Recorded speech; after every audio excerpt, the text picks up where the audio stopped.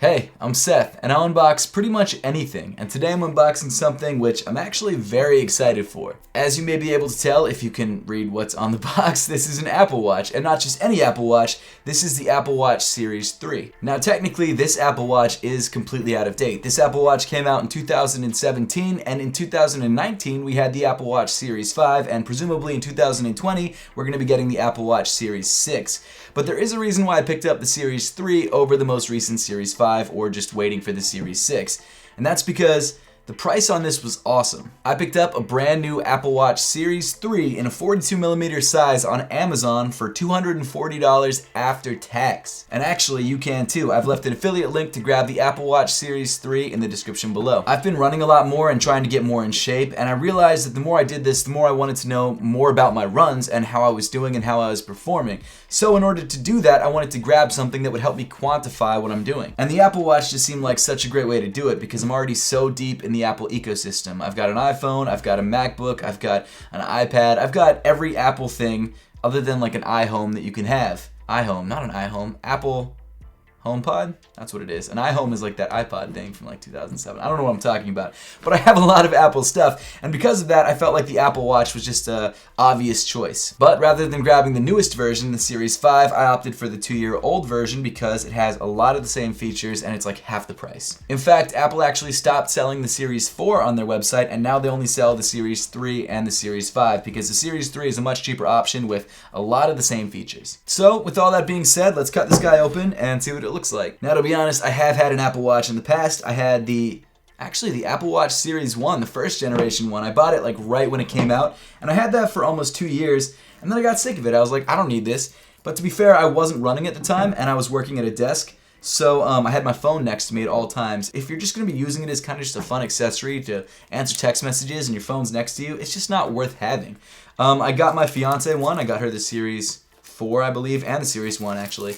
And she uses it all the time. She actually was a bag designer, and she just couldn't have her phone on the workstation, so what she did instead was had an Apple Watch, and I thought that was a smart idea. So it made sense for her, but for me, it just didn't until now that I started working out again. So let's slide this box open. This box actually looks a lot more simple than I remember it looking, at least for the Series 1. It's just literally a white box that says Apple Watch Series 3, and then you've got some info on the back, but that's it.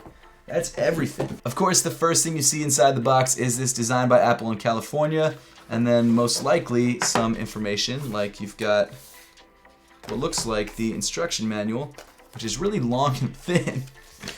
Look at that. You got some more literature, and then you've also got the extra strap and the charger. Makes sense. Very cool. Let's pull out the charger.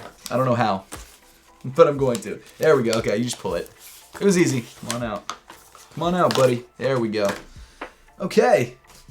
Here we go.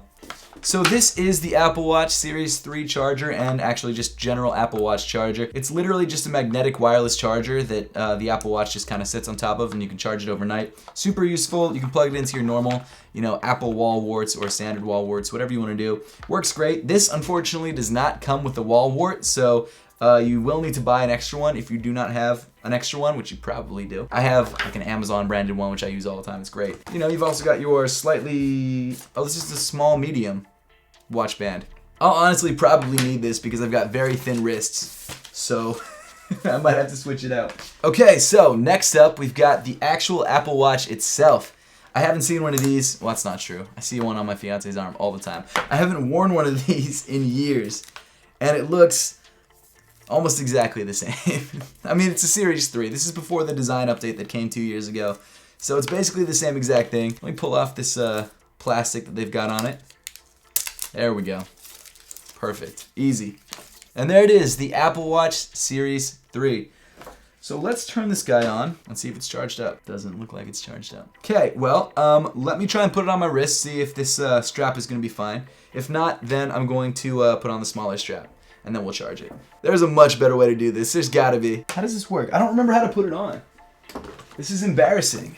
Okay, there's a whole instruction manual about it. Okay, there we go. So first things first, you clip this into the hole that you want it clipped into. I'm gonna use the smallest hole, and then slide it in like this. Okay, that works. Actually, the large medium wrist strap works fine. It is kind of all the way wrapped up. Looks fine. It looks like an Apple Watch. Why don't we get this charged up and then sync it up to my phone and then hopefully get the Nike Run Club app synced up to it. Okay, so I've got it charged up a little bit. It still says low battery, but what you're gonna do, I'm gonna start pairing it to my phone and hopefully it all works out, even though it's got low battery. So I got the 42mm aluminum case, and unfortunately on the Apple Watch Series 3, you can only now buy the aluminum case. If you wanna buy a more expensive case or like the ceramic case or something like that, I don't even know if they still do the ceramic case, but if you wanna buy the more expensive case options, you have to go with the Apple Watch Series 5, unless you buy it, secondhand or something like that. The 42mm, I believe, was $220 or $229, and then if you get the 38mm, it's $199, so it's actually even cheaper.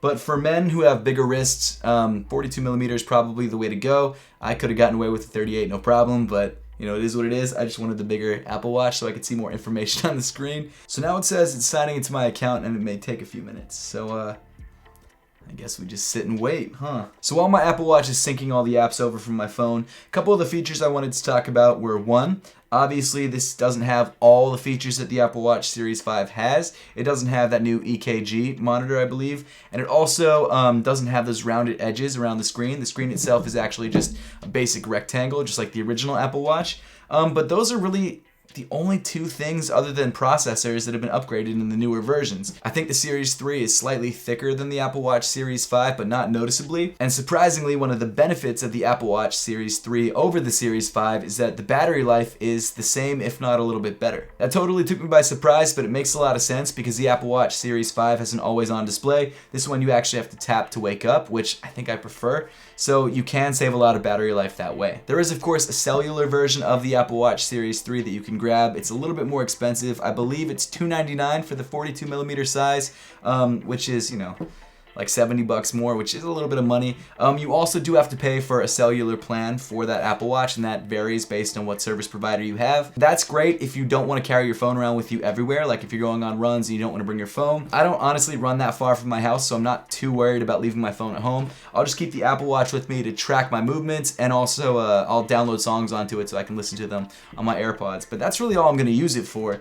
So I didn't need the cellular. I didn't want to spend the extra like $8 a month with Verizon or $10 a month or however much it is. It just wasn't worth it. But that option is available to you if you want it. There's also a Nike version of this Apple Watch, which I believe is the same price, but you have to buy it through Apple. You can't buy it on Amazon. Unfortunately, at the time of me buying this watch, it was sold out. I kind of like the watch band a little bit better on the Nike version. It apparently also has a new watch face, but that's about it. It's essentially the same exact watch, and that's why it's the same price. I just liked it because I like Nike stuff, as you can tell. If you haven't seen my main channel, all I talk about is sneakers over there, so definitely check that out if you like sneakers and you just didn't know about that channel. But I'm really excited to test it out once it's synced, which it's lying about. It says your Apple Watch is almost ready, but that's a bold-faced lie because I'm looking at the status bar, and it's like 4 little dots out of probably 100, so it's gonna take forever.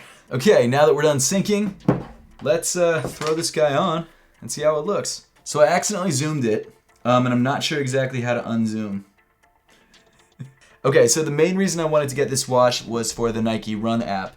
And I realize that's kind of crazy to get, a $200 watch just for one app, but that's really the main thing I'm going to use it for. So let's see if that is fully installed yet. The Run app is still installing. No way, I can actually connect to my Nike Adapt BBs, the auto lacing sneakers. Hold on a second, I'm gonna do that really quick. So I have these auto lacing Nike Adapt shoes, and if you've watched my other channel at all, my sneaker channel, you know that, you know what these are all about. I did a whole review on them, a whole video on them, and apparently you can actually tighten your shoes from your Apple Watch. Okay, so here's what the app looks like. I'm gonna try and tighten the right shoe a little bit. Okay. Took a second, but it happened. Can I tighten it a lot? There we go. That's so crazy. Now it's definitely slower than using the app on my phone, but it works. That's awesome. See, I'll show you the difference actually. So here's the phone app. I'm gonna slide up on the right shoe, tighten it a little bit. Instant. But on the watch app, it might take a couple seconds. Oh, Siri popped up. Give me a second.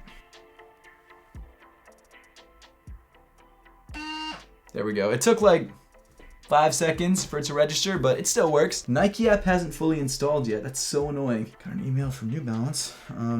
Don't need that. Mark as unread. I might actually turn off my emails and notifications on this because I just don't want text messages and emails coming through on this watch. It would just get so annoying. And I know for a lot of people that's like the main feature and the main reason they want this, but for me, I just don't need it. It's just too much info hitting me in the face all the time. They've added so many new apps to this Apple Watch that they just never had when I had the Series 1. So it's nice. It's like almost like a whole brand new thing, you know? At least for me. I'm going to download some music onto my Apple Watch just to have it. Running playlist.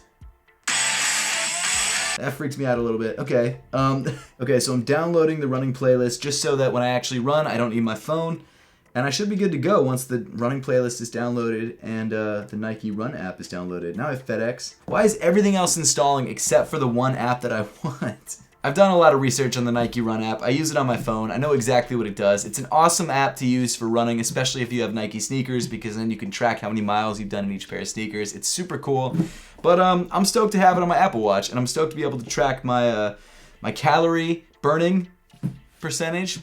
I guess. I don't know what it's called, but that. And then also my steps, things like that. Overall, I'm really excited about the Apple Watch Series 3. I don't need the Series 5. I don't need all those new features. And to be fair, there aren't too many of them. And for double the price, I just don't think it's worth it. If you're budget conscious and you want an Apple Watch, the Series 3 is a great way to go. It saves you a bunch of money. You get almost all the same features. The battery life is great.